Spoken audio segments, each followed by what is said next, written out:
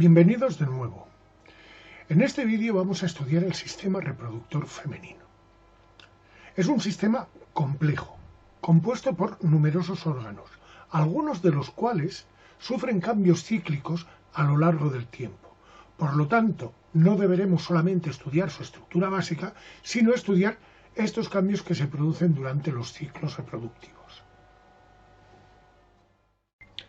El sistema reproductor femenino tiene como función la producción de los gametos femeninos y además, en el caso de que haya una fecundación del gameto femenino con el gameto masculino, este sistema debe proporcionar el ambiente adecuado para que el embrión resultante de dicha fecundación se pueda desarrollar. El sistema reproductor femenino está compuesto por diferentes órganos, los cuales llevan a cabo diferentes funciones para conseguir estos objetivos. En primer lugar, encontramos el ovario, que es el órgano encargado de producir los gametos femeninos. Del ovario parte un conducto, que se conoce como oviducto o trompa de Falopio, que es el lugar donde se produce la fecundación, en su caso, y el cual se encarga de transportar al cigoto o embrión. Las trompas de Falopio desembocan en el útero, un órgano musculoso que muestra dos partes. El cuerpo del útero, que es el lugar donde se implantará el embrión para llevar a cabo su proceso de desarrollo, y el cuello del útero o cérvix, el cual tiene como función prevenir la incorporación de elementos extraños, tales como microorganismos, en el sistema reproductor femenino. El cuello uterino se comunica con la vagina, que es el órgano copulador femenino. Hay otros órganos y estructuras que o bien se forman durante el embarazo o bien sufren cambios durante el o después del parto. La primera de estas estructuras que estudiaremos es la placenta, que funciona como una interface entre el embrión y la madre para el intercambio de sustancias entre ambos individuos. Y para acabar, estudiaremos las glándulas mamarias, las cuales se desarrollan durante la fase final del embarazo para estar totalmente funcionales en el parto y poder cumplir su función, que no es otra que la de proporcionar alimento al recién nacido durante la primera etapa de su vida. Los ovarios son unos pequeños órganos pares que se encuentran en el abdomen y que están unidos al resto del sistema reproductor femenino por los oviductos y también por un par de ligamentos que se conocen como ligamento ovárico y ligamento ancho. El ovario tiene como función principal la producción de gametos femeninos, es decir, los oocitos u ovocitos.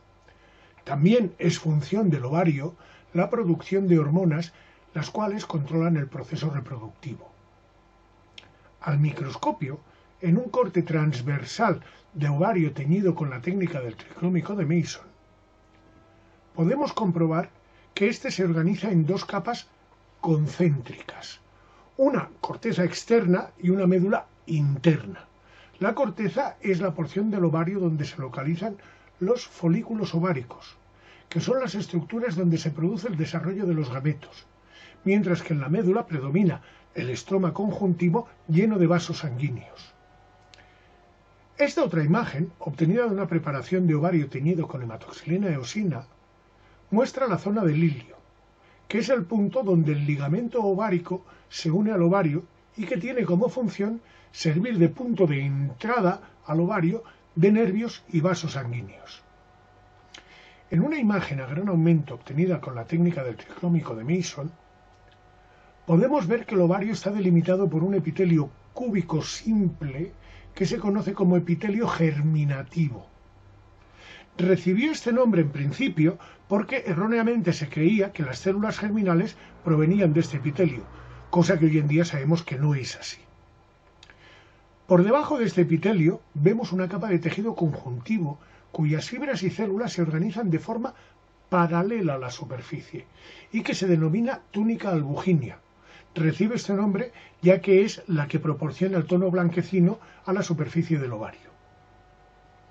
A continuación, el mismo tejido conjuntivo se organiza de otra manera, disponiendo las fibras y células en múltiples direcciones. Recibe el nombre de estroma ovárico en esta zona. En medio de este estroma ovárico se disponen a modo de islas, los folículos ováricos y también podemos ver numerosos vasos sanguíneos. Los folículos ováricos son las estructuras donde se produce el desarrollo de los gametos femeninos. El folículo ovárico se compone básicamente de dos partes principales: el oocito u ovocito, que es la célula sexual femenina o gameto, la cual sufrirá la meiosis convirtiéndose en un gameto haploide que podrá ser fecundado. Y las células de la granulosa, que son unas células de origen epitelial que rodean y protegen al oocito. El estroma ovárico se estructura de forma concéntrica alrededor del folículo, en una o dos capas que se conocen como tecas. Los folículos ováricos sufren un proceso secuencial de crecimiento y desarrollo, por lo que se describen diferentes tipos o etapas durante este proceso. Así, encontramos los folículos primogéneos, que se denominan folículos primordiales. Los folículos primordiales evolucionan en folículos primarios, y estos a su vez se diferencian en folículos secundarios. Los folículos maduros se denominan folículos terciarios o también folículos de Graf. Al microscopio, en esta imagen obtenida de una preparación teñida con la técnica de la hematoxilina eosina, por debajo del epitelio germinativo y de la túnica albuginea y en medio del estroma cortical, podemos ver numerosos folículos primordiales. Estos folículos primordiales se forman exclusivamente durante el desarrollo embrionario del individuo, así que desde el momento del nacimiento la niña ya dispone de todos los folículos que va a utilizar durante toda su vida. Es decir, mientras que los machos generan sus células sexuales, los espermatozoides, en su vida adulta, a partir de la pubertad y a medida que son necesarios, las hembras disponen ya de todas sus células sexuales desde el nacimiento, y a partir de la pubertad lo que sucede es que estas células van madurando de forma cíclica. En la imagen también podemos ver un folículo primario, lo hemos pintado de color violeta. En esta otra imagen obtenida de una muestra teñida con la técnica del tricrómico de Mason, se pueden ver dos folículos primarios de los conocidos como unicapa. Estos folículos se caracterizan por disponer de un ovocito central de unas medidas modestas, rodeado por una capa completa de células de la granulosa. Estas células son de tipo cúbico. Se les denomina unicapa, obviamente porque las células de la granulosa se organizan en una única capa. El conjunto está rodeado de una fina teca de tejido conjuntivo. En algunos de estos folículos se ve el inicio de la formación de un pequeño espacio entre el oocito y las células de la granulosa, que se conoce como zona pelúcida. Esta otra imagen nos muestra un folículo primario de los denominados multicapa. Se le denomina así multicapa, ya que las células de la granulosa se organizan en más de una capa alrededor del oocito, que ya se encuentra completamente separado por una zona pelúcida completamente definida y formada. La teca a este nivel se distingue perfectamente. Este desarrollo de la granulosa se debe a mitosis de sus células en un mismo plano en forma de capas. La pregunta es, ¿cómo distinguir un folículo primordial de un folículo primario? El problema se plantea para distinguir el folículo primordial del folículo primario unicapa, ya que ambos son muy similares. El criterio que debemos seguir son las células de la granulosa.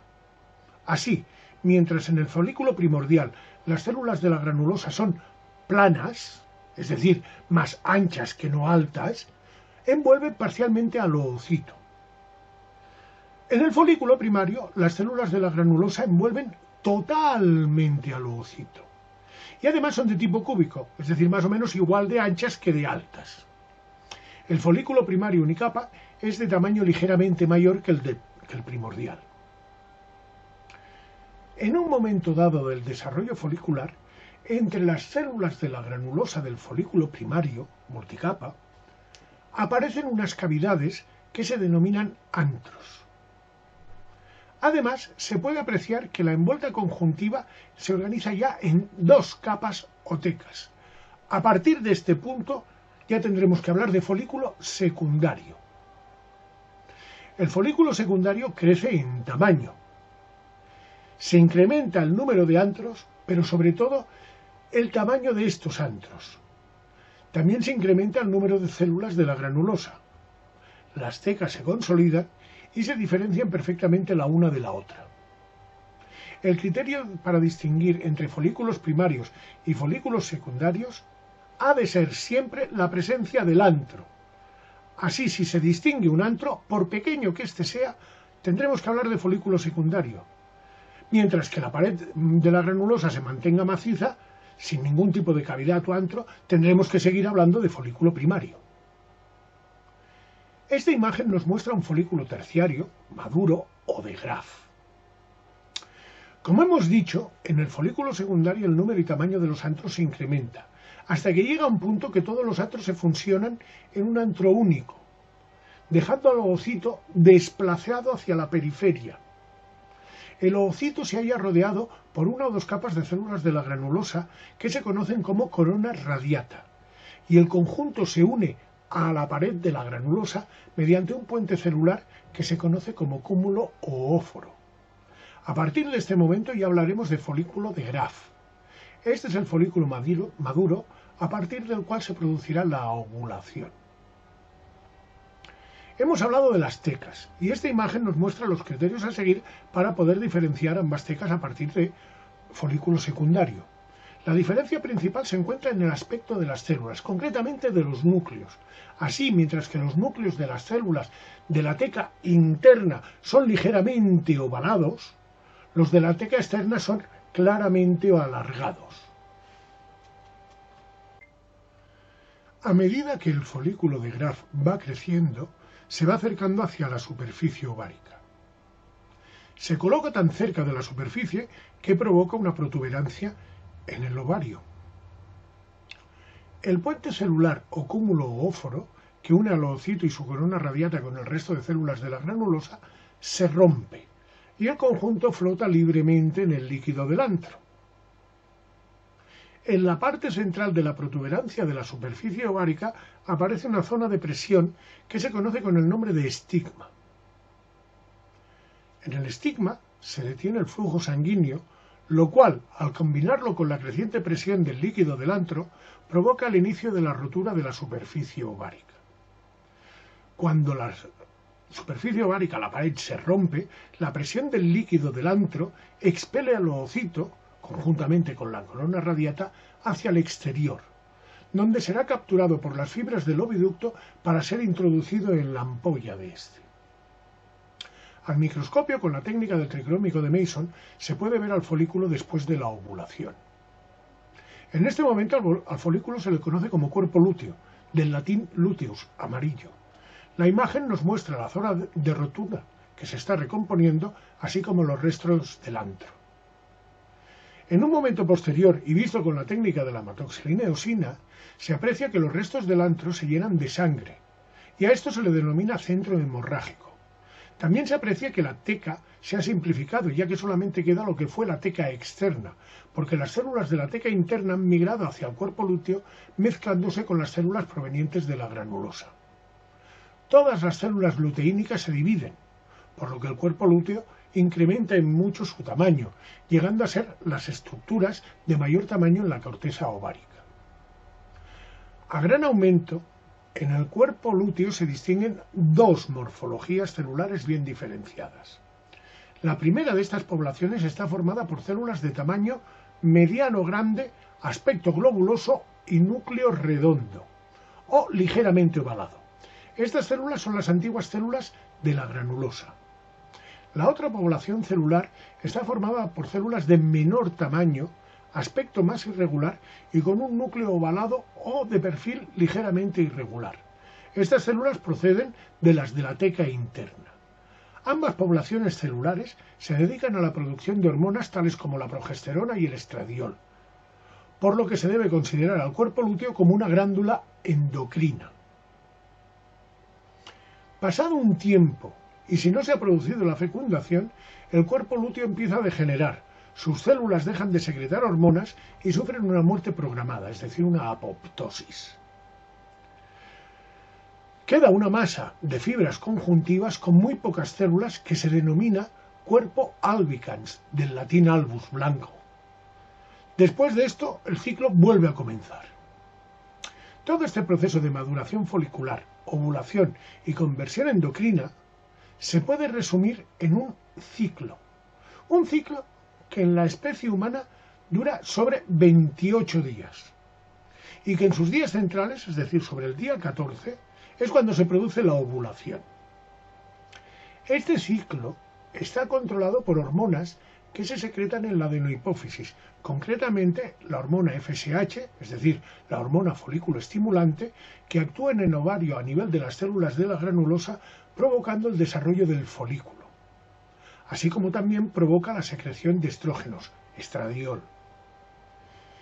La adenohipófisis también produce la LH, la hormona luteinizante, la cual en el ovario actúa a nivel de las células de la teca interna, las cuales adquieren receptores de membrana para esta hormona a partir del estado de folículo secundario. Esta hormona provoca la maduración del folículo, así como la producción de estradiol.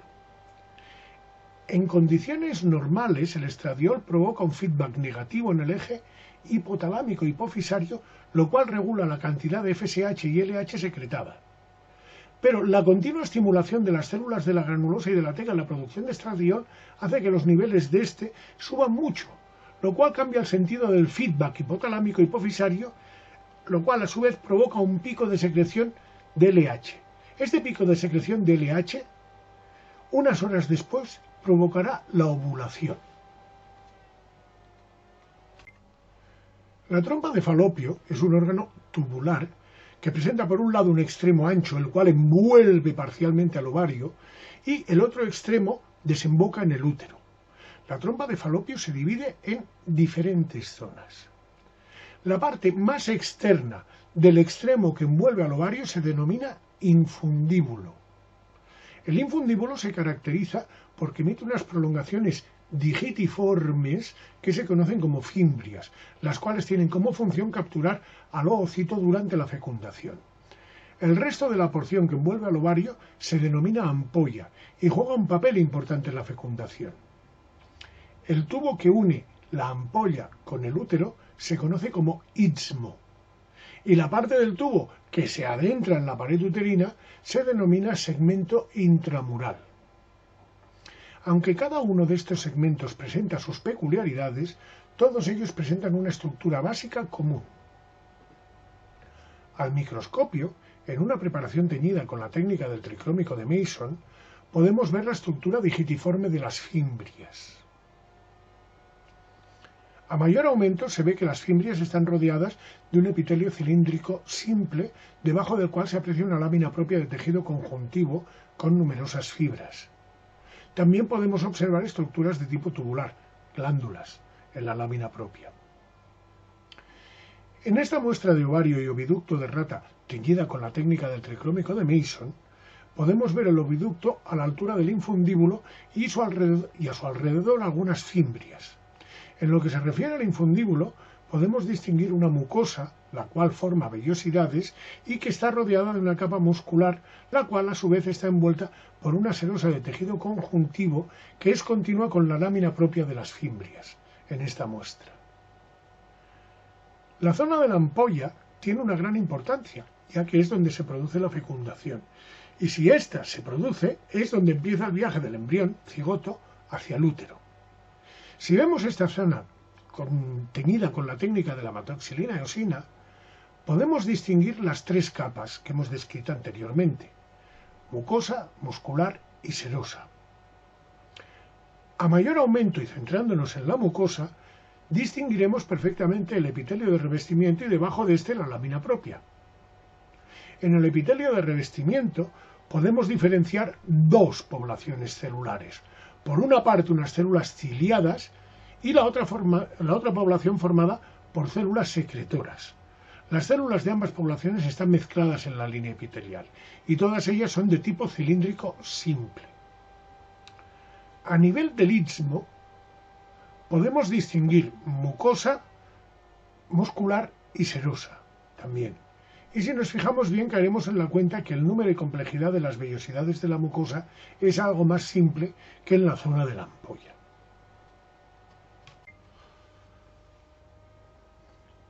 El útero es un órgano único de pared gruesa y musculosa.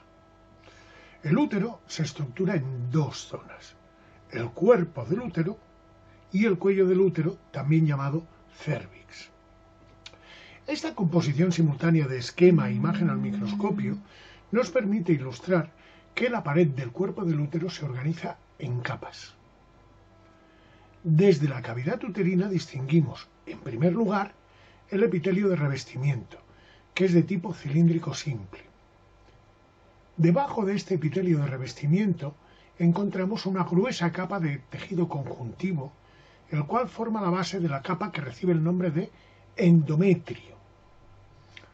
Un análisis más profundo muestra que este endometrio se organiza en dos subcapas, una más profunda que recibe el nombre de capa basal y otra más externa denominada capa funcional. Debajo del endometrio encontramos una gruesa capa de músculo liso, del cual en la imagen microscópica se ve solamente una pequeña porción. Esta capa muscular se conoce como miometrio. Una característica a destacar en el endometrio uterino es la presencia de glándulas, conocidas como glándulas endometriales o también glándulas uterinas.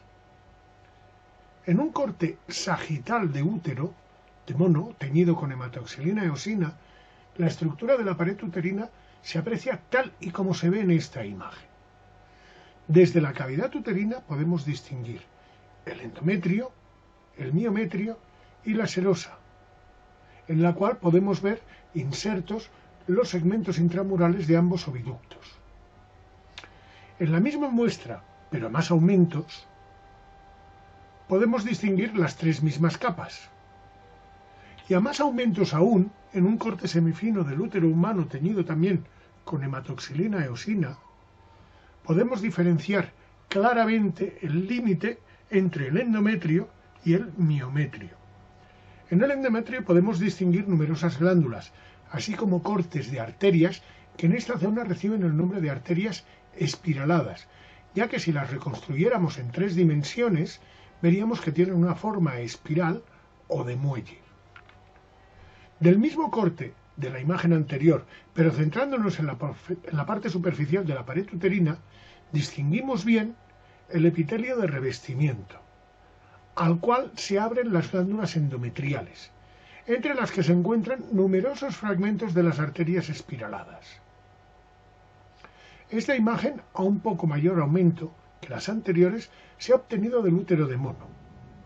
Muestra también la estructura de las glándulas, cuya pared nos podemos fijar que está formada por epitelio cilíndrico simple.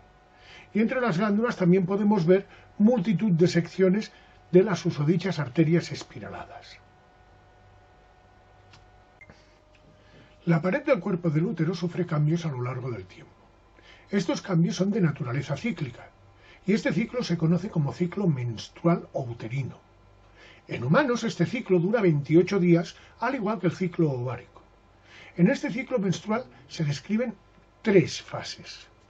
La primera fase se conoce como fase menstrual y se caracteriza por la pérdida de parte de la pared uterina acompañada por una hemorragia. A este fenómeno se le conoce como menstruo o menstruación. Después del menstruo, la pared del cuerpo uterino empieza a reconstruirse. A esta fase la llamamos fase proliferativa. Cuando la pared del cuerpo uterino se ha recompuesto totalmente, se le conoce como fase secretora. Si nos fijamos con atención, nos daremos cuenta que la capa que sufre todos estos cambios durante el ciclo es el endometrio. Si nos fijamos con más atención aún, veremos que la capa basal del endometrio se mantiene constante en estas fases, por lo que la capa que cambia radicalmente durante las diferentes fases es la capa funcional, la cual llega a desaparecer al final de la menstruación y se vuelve a reconstruir totalmente en la fase secretora. Al microscopio de luz convencional, en un corte semifino del endometrio uterino teñido con la técnica de la hematoxilina eosina, en la fase menstrual se aprecia que el tejido está rasgado y en él podemos ver unas glándulas dilatadas y llenas de secreción. En el estroma conjuntivo se pueden ver gran cantidad de células sanguíneas, producto de la rotura de los vasos pequeños. Los vasos más grandes aún se pueden distinguir. Los hemos pintado de color violeta en este esquema. En un corte semifino del endometrio proliferativo, teñido también con la técnica de la hematoxilina eosina, se puede ver que el estroma conjuntivo ocupa la mayor parte de la pared endometrial. Se distinguen unas pocas glándulas de aspecto rectilíneo y simple. En esta fase las glándulas aún no están activas, se están desarrollando. También podemos ver algunas arterias espiraladas. En otro corte de la fase secretora, obtenido con el mismo protocolo que las imágenes anteriores, lo más destacable es la gran cantidad de glándulas que podemos distinguir en la imagen. Estas glándulas, a diferencia de las glándulas rectilíneas y escasas que veíamos en la fase proliferativa, presentan un perfil sinusoide y un epitelio muy desarrollado y totalmente funcional. También es característico el gran número de arterias espiraladas que se muestran en esta fase. Como se puede comprobar mediante estas tres últimas imágenes que acabamos de ver, resulta sencillo distinguir al microscopio las diferentes fases por las que pasa la capa funcional de la pared uterina durante el ciclo menstrual. Si retomamos la gráfica de control hormonal que vimos en el ciclo ovárico, y en esta gráfica superponemos las fases del ciclo menstrual, comprobaremos que existe una sincronización entre ambos ciclos. Hay dos hormonas responsables de esta sincronización. La primera es el estradiol, secretada por las células foliculares de la granulosa en el folículo ovárico, y que es responsable del desarrollo de las glándulas endometriales durante la fase proliferativa. La segunda hormona a tener en cuenta para esta sincronización de ambos ciclos es la progesterona, la cual es secretada por las células endocrinas del cuerpo lúteo del ovario, las que se conocen como células luteínicas, y cuyo aumento de nivel provoca la secreción de las glándulas endometriales durante la fase secretora. Una manera sencilla de conocer en qué momento de ambos ciclos se encuentra un individuo en particular es la medida de la temperatura corporal que a lo largo de los ciclos evoluciona tal y como se muestra en esta gráfica. El cuello del útero, conocido también como cérvix, es la parte del útero que conecta el cuerpo del útero con la vagina. Anatómica y funcionalmente, el cuello del útero se divide en dos partes o porciones. La parte interna, que se denomina endocérvix, es la porción adyacente al cuerpo del útero, y la porción externa, que se denomina también exocérvix o ectocérvix, es continua con la vagina. En un corte longitudinal de un cuello de útero teñido con hematoxilina eosina, podemos distinguir perfectamente la pared de la porción interna, es decir, del endocérvix, de la cual en el esquema hemos dibujado de verde la mucosa, lo que sería el equivalente al endometrio del cuerpo uterino. También podemos distinguir en esta misma imagen el ectocérvix o porción externa del cuello del útero, el cual en el esquema hemos pintado de color amarillo-naranja. Y por último también podemos distinguir perfectamente el músculo, el equivalente al miometrio, en el cual es difícil distinguir los límites entre la porción correspondiente al endocérvix y la correspondiente al exocérvix. A más aumentos con la misma técnica de tinción, se distingue que el endocérvix está delimitado por un epitelio cilíndrico simple, al igual que ocurre en el cuerpo del útero. También, al igual que en el endometrio uterino, podemos distinguir glándulas secretoras, pero a diferencia de las glándulas del cuerpo del útero, que recordemos son glándulas tubulares simples, las glándulas del endocérvix son de tipo tubular ramificado. Otra diferencia con el endometrio es que la pared del endocérvix no se pierde durante la menstruación. De la misma muestra de la imagen que acabamos de ver, es esta imagen que nos muestra la porción externa del cuello del útero o exocérvix. A estos pocos aumentos se puede apreciar que el epitelio es más grueso que el del endocérvix, y también se ve que la lámina propia está muy vascularizada, pero que en cambio no contiene ninguna glándula. A un poco más de aumento, se puede ver claramente que el epitelio del ectocervix es del tipo plano estratificado no queratinizado. Estas características hacen que la estructura de la pared del ectocervix resulte muy semejante a la de la vagina.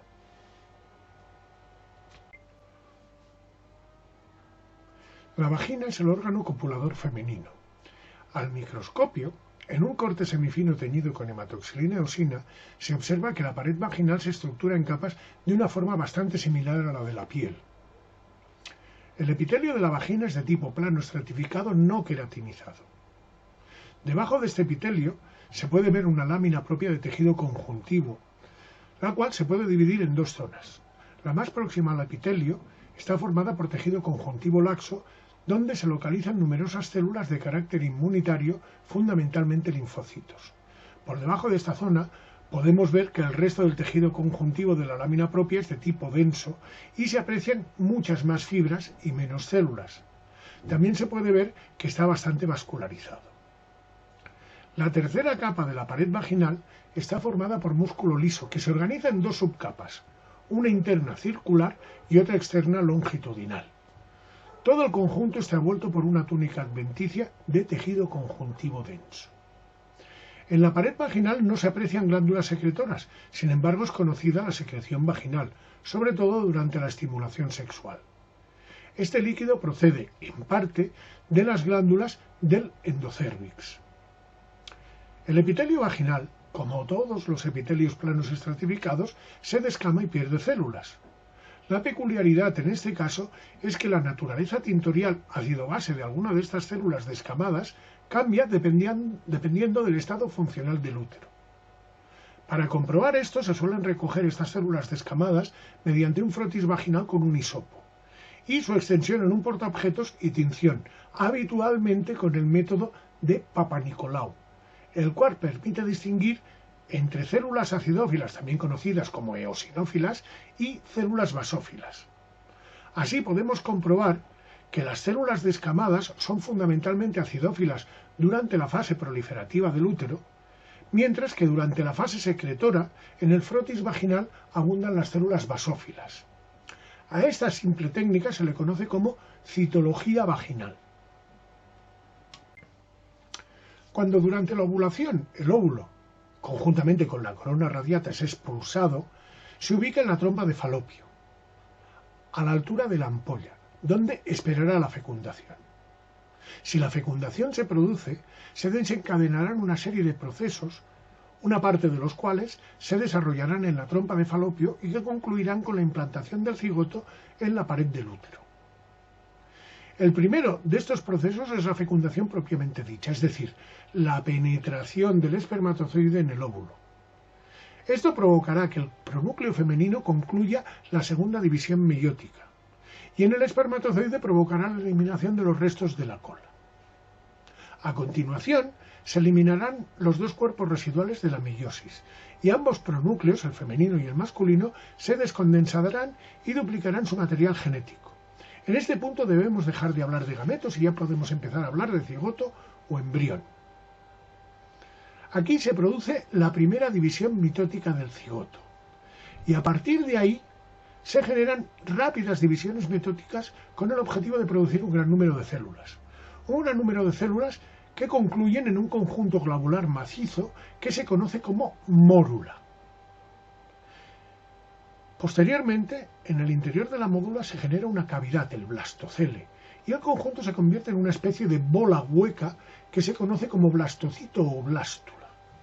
En este estadio ya se empiezan a diferenciar diferentes linajes celulares.